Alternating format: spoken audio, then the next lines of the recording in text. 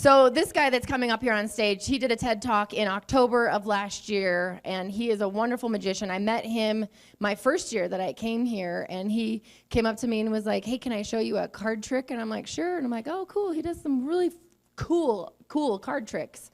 But I had no idea until later that year. We were in Transformation Academy together. He put on this huge magic show and was like levitating people, and I'm like, oh my God, like he's a real magician. He's amazing.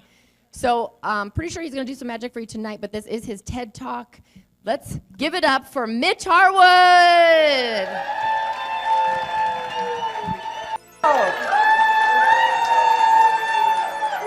Oh, you guys are awesome. Woo! Oh my goodness. Thank you. Well, I would like to start by adding a little atmosphere to our stage. Thank you, that's it. It's the little Southwestern.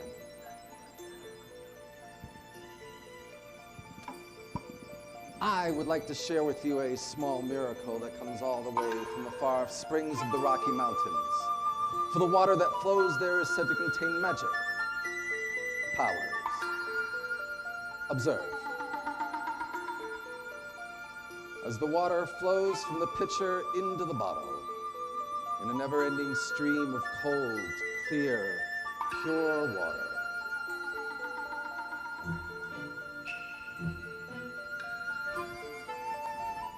It is said that you can take a piece of paper, a card perhaps, place it over the mouth of the bottle, turning it upside down.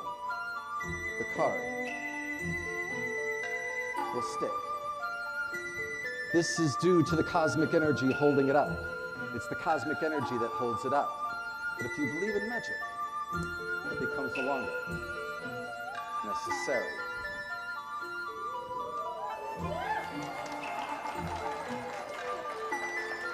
But wait, that's impossible. Oh no, wait! If you believe in magic, anything is possible.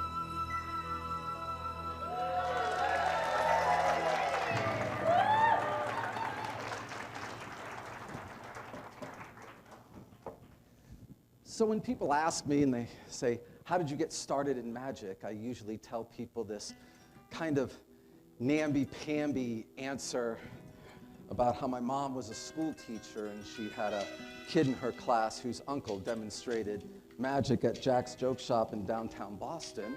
And we'd go down and watch Harry do magic. And Jack's Joke Shop was a great place for a 10-year-old because not only could you get a free magic show, but you could buy fake vomit.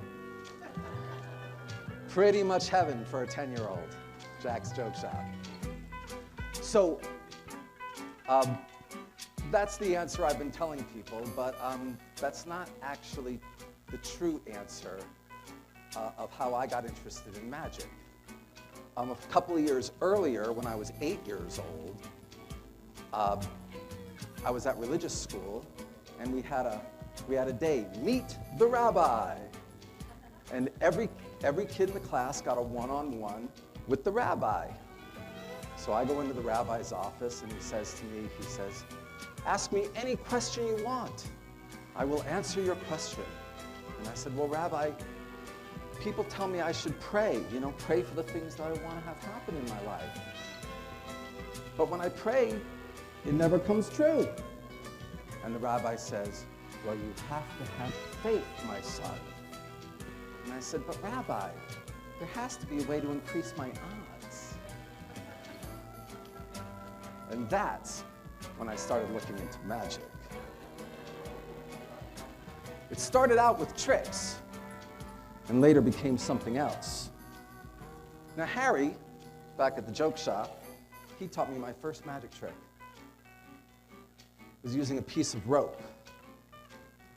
It started out as something simple, and over the years it's grown into something else, and I hope this will make Harry proud. Now you may ask yourselves, why is he doing this? Go ahead, say, why are you doing that? It's because I'm hypnotizing each and every one of you right now. Everybody say, yes, master. See how good it works? So now that I have you under my spell, we'll take the two ends of the rope and we'll tie them together, thusly creating the magic circle of rope. Now, once you have the magic circle, the magic becomes easy and the knot becomes no longer necessary.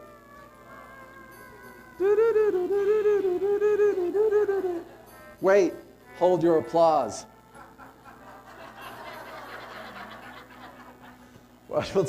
We'll take the knot, we'll place them back on the rope. Of course, you have to be very, very careful not to cross your arms, because that undoes the magic.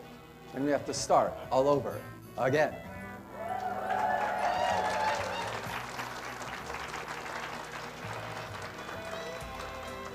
A lot of people ask me, they say, hey, Harwood.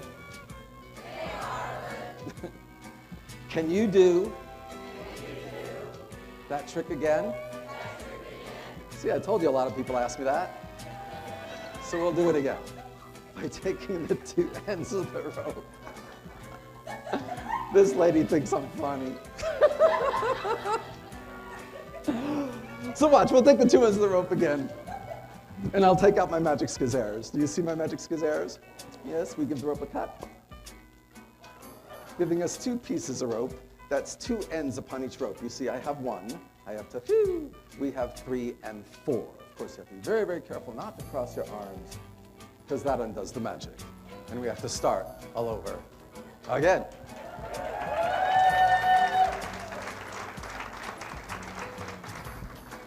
You know, sir, I, Mitch Harwood, have the ability of the second sight. I can read your mind. What's your name? Lyle, correct. And Lyle, as I'm doing this rope magic, I know that you are thinking to yourself, huh? I'd sure like to look at that rope. So here you go, sir. Take the rope. Lyle, pull upon the rope. Do you feel the magic coursing through your veins? He fails the magic. Hallelujah. Tell me, sir, is that a real piece of rope? It is? I mean, of course it is. I mean, what else would it be? It wouldn't be like a magic rope. No, actually, this is the magic rope, and everybody can help me out with the magic rope. Here's what we're going to do. I'm going to run my hand down the rope like this, and I want you all to say stop anywhere along the rope. Are you ready? Here we go. Stop. Right there, where you said stop. We criss, we cross, we pop. Giving us a little piece of rope, a medium piece of rope. And Lyle, one very long piece of rope. Now I, Mitch Harwood, have 3 pieces of rope, which I shall now turn into 3 pieces of rope that are all exactly the same size. But I'm going to need your help. I need you all to help me do the magic. Here's how we do it. Everybody take your fingers, wiggle them towards the ropes like this, and go, witty, witty, witty, witty, witty, witty, witty. Oh, you guys are with me. And see, that actually makes the magic happen, and we can stretch the ropes out, giving us 3 pieces that are all exactly the same size.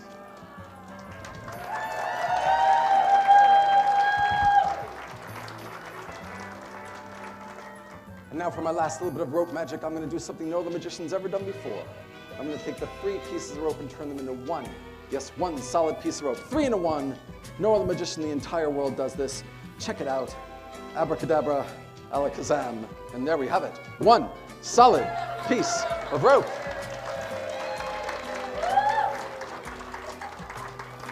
Thank you for that lovely round of pity. You're all just like, we didn't do anything. It does look a whole lot better if you take the knots off first.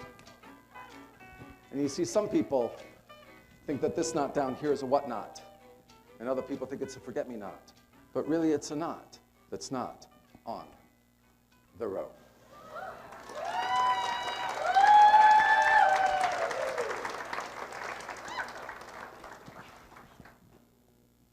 Now, I want you to note, folks, that everything I'm doing here today is done with natural objects. A bottle and a piece of rope and a cup. So I have a question for you. What is this? It's a cup, that's right. And what's it made out of? That's right. And what's inside the cup? Coffee? Coffee? Water? Vodka? Breakfast of champions.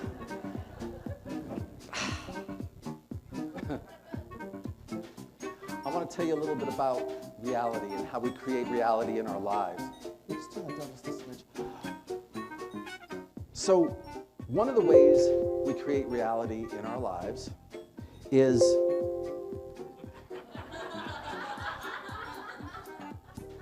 that means pay attention. This is author's note, author's belief system here. One of the ways we create reality in our lives is by our labels and the feelings we have about the labels that we create. For instance, this is a styrofoam cup. A lot of people love styrofoam. Keeps my coffee hot, right? Keeps my beer cold. Now, if you're from Boulder, you might have a different feeling about styrofoam. Styrofoam's terrible. It never biodegrades. It's a blight on the planet. It's a terrible thing, and I don't know why you have it, and why are you bringing this styrofoam cup to a conscious awareness conference like we're having here this weekend, and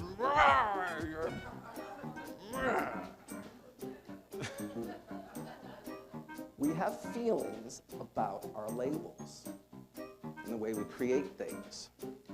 So my question to you is, when is a cup not a cup? And how we create our reality.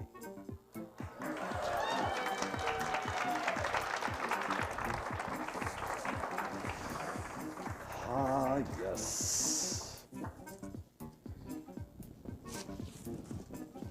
So my first truly magical experience happened also at that age of about 8, 10 years old.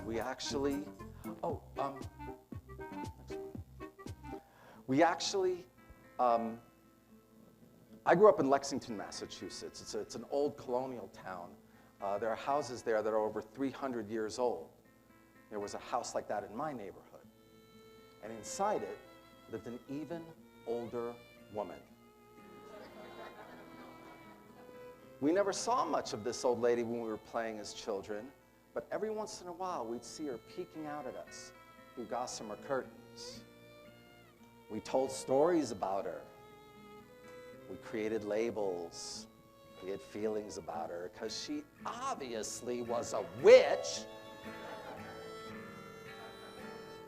You know, she had one of those creepy houses. The paint was peeling, the shutter was askew, the grass was overgrown, and the rose bushes were twisted and gnarled. And on Halloween night, we would dare each other to ring her doorbell. I did it once. She gave me an apple, which I did not eat, for it was surely poisoned. Well, many years went by, and the old woman had passed away. All her furniture was out on the front lawn. Well, I had to have something from that strange and mysterious house now didn't die. And so I got this table for my act. It stayed with me for several months before I realized that sometimes it would wiggle and wobble out the corner of my eye. Other times, I swear, it would shift in orientation. I was wondering if there's somebody who is sensitive to the spirit world. Nobody?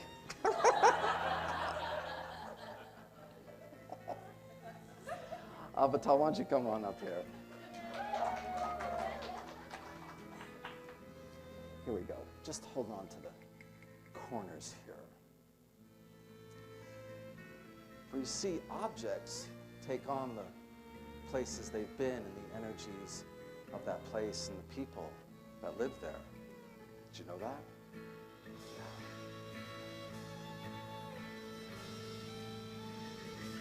Thought you were sensitive.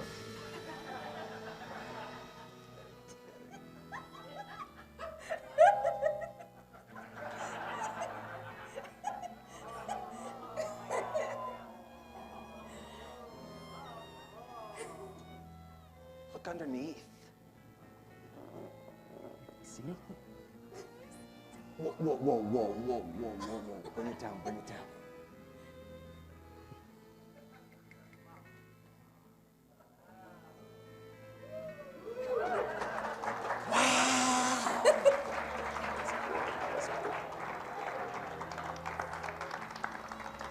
Should we try that again? Okay.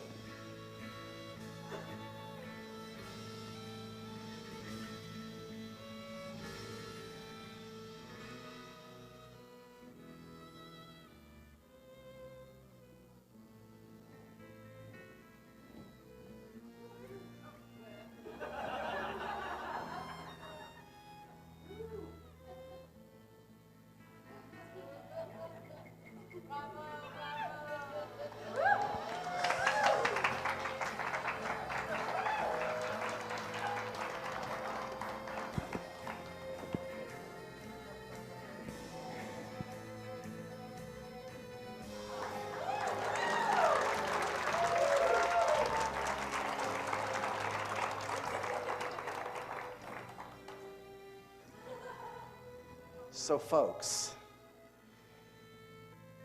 if you change your perspective, your belief in what can actually happen in the world, your labels and your feelings about those labels, we can change our mundane lives into lives of magic.